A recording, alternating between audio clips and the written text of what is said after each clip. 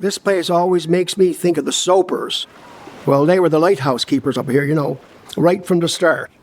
Well, not from the very, very start, There's a story about how, back when Hant's Harbour was first settled, a family built their home up here on Custard Head, and they used to light candles in the windows to guide sailors back to the shore.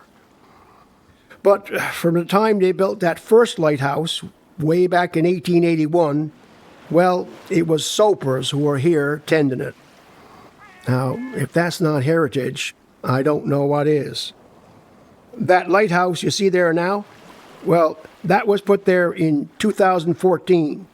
But the lantern house, the glass part with the light inside, that's from the original lighthouse that was built here in 1881.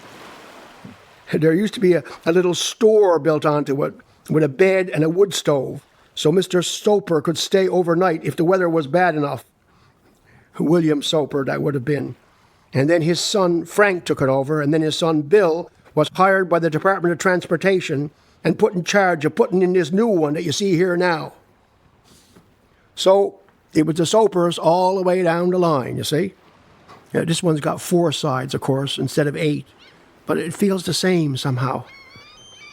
And then in the 90s, Bill's son Gerald, that'd be William's great-grandson, well, he was working for the department too by then, and the Coast Guard wanted to take her down and replace her with one of those big aluminum eyesores.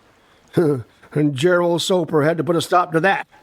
So he went down to the town office to gather what he could on that lighthouse that went all the way back to 1881.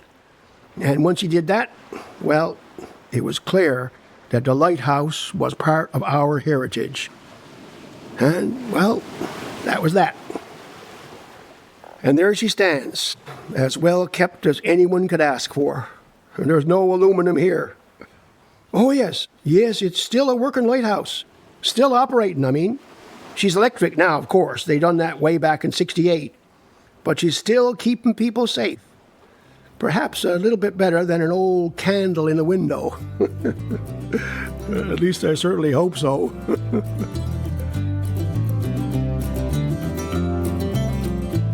Hi, my name is Andy Jones. I'm an actor and a writer from St. John's, and I have a house in Capeland Cove. I bought it in 1981. Our house is up in the cove, and I always say that it's the best thing that I've ever owned in my life. That house, our children came and grew up there, spent summers there. Now our grandchildren go, and they absolutely love being in that house.